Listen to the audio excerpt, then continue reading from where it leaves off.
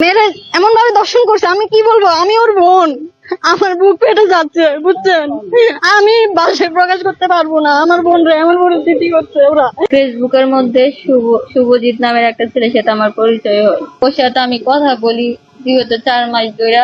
এই 4 মাসের মধ্যে ও আমাকে বলছে কি একটা টেলিগ্রাম খোলার জন্য। ফেসবুকের মধ্যে একটা লিঙ্ক দিছিল। ফেসবুকের মধ্যে লিঙ্ক দেওয়ার পর আমি বলছি যে এটা কি। ও বলছে কি এটা টেলিগ্রাম খোলার জন্য। পর আমি ওইখানে খুলি না, বিদায় ও আমাকে বলছে কি আমার ছবিগুলো ফেসবুকের মধ্যে খারাপ কিছু করে ছেড়ে দিল। পর আমি ওই টেলিগ্রামটা খুলি বাধ্য হয়ে। ওই টেলিগ্রামটা খুলি, চাপ দিয়ে দেখি যে ওই টেলিগ্রামের মধ্যে আরো ছেলে আছে ওইখানে। পর আমি ওই টেলিগ্রাম থেকে বের হয়ে যাই ওইখান থেকে। যার পর আমি ওরা আবার জিজ্ঞেস করছি, ও বলছি ওই টেলিগ্রামটা খোলার জন্য।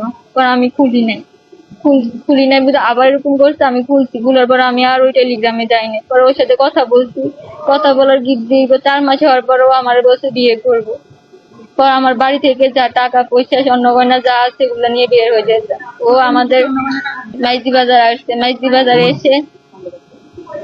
বাজারে এসে আমাকে নিয়ে গেছে। বাড়ি থেকে বের হওয়ার সময় আমার বড় আবুর স্বর্ণ গয়না 3 ভরি নিয়ে গেছি। আর আমার আম্মুর 1.5 লাখ টাকা ছিল, ওই 1.5 লাখ টাকা নিয়ে আমি বের হয়ে গেছি। যাওয়ার পর ও আমাকে নিয়ে ঢাকা যাত্রাবাড়ি গেছে। যাওয়ার পর আমার পানির পিপাসা পাইছিল, আমি পানি খাবো। পর ওর থেকে আমি পানি চাইছিলাম, ওই পানিটা অদ্ভুত কালার ছিল, আমি খাইছিলাম। খাওয়ার পর আমার ঘুম পাইতেছিল, আমি ঘুমাই গেছি। ঘুমানোর পর আমি জিজ্ঞেস করছিলাম যে এটা কোন জায়গা। একটা ফ্ল্যাটের ভিতরে যখন আমার জ্ঞান আসে তখন দেখি যে একটা ফ্ল্যাটের ভিতরে আমি জিজ্ঞেস করছিলাম এটা কি, এটা কোন জায়গা। ও আমার বলছে, রাগ করে একটা থাপ্পড় দিয়ে বলছে কি এটাও ভাড়া নিছে। আমি আবার জিজ্ঞেস করছি, ও আমারে মারছে। মারার পর আমারে খাওয়ার দেয় না ঠিক করে। আমার শারীরিক নির্যাতন, মানসিক নির্যাতন, ওর সাধ্য যতটুকু ছিল 20 দিন ওরকম আমাকে শারীরিক নির্যাতন করছে, মানসিক নির্যাতন করছে। আমার হাত বেঁধে পর্যন্ত আমাকে মানসিক নির্যাতন, শারীরিক নির্যাতন করছে। 20 দিন আমি ওর সাথে ছিলাম, ও এইভাবে আমার নির্যাতন করতো।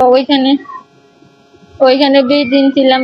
থাকার পরে ও আমাকে বলছে কি ওর বাড়ি নিব। ও আমার ওর বাড়ি নিয়ে গেছে। বাড়ি নেওয়ার পরে ওর বাড়ির ফ্যামিলি আমাকে বাজারের মেয়ে বলে ওদের বাড়ি থেকে আমাকে বের করে দিচ্ছে। পর ও আমাকে নিয়ে আবার ঢাকা যাত্রাবাড়ি ব্যাগ আছে।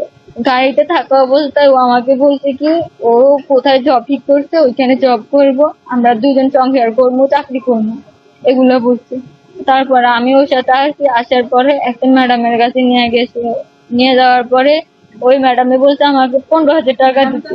ওর বন্ধু সহকারে ওই ম্যাডামের কাছে নিয়ে গেছে। নিয়ে যাওয়ার পরে ওই ম্যাডামে বলছে 15,000 টাকা দিতে। আমি বলছি যে আমার কাছে কোনো টাকা নেই, কিসের 15,000 টাকা দিতে। ওরা আর কিছু বলেনি। কিছুক্ষণ পরে আমার জন্য 2টা স্ট্যাম্প নিয়ে আসছে। স্ট্যাম্প নিয়ে আসার পরে ওইখানে ফোনের মধ্যে কি কি লেখা ছিল, ওই লেখাগুলো আমাকে বলছে লিখতে।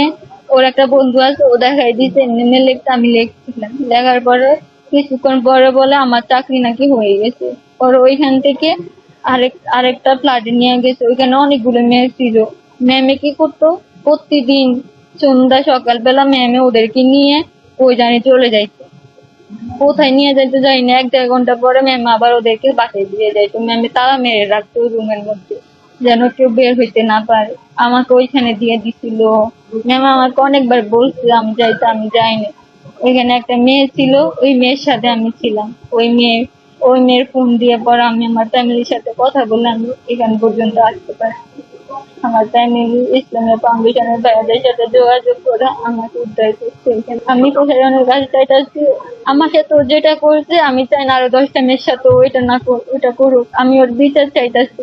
আর আমার টাকা পয়সা যা নিছে ওইগুলো যেন দিয়ে দেয়। আমি গোরখপুর ইসলামিয়া 1st ডিগ্রি মাদ্রাসা, আমি এসএসসি পরীক্ষা দিচ্ছি। আমি ওর পাশে চাই।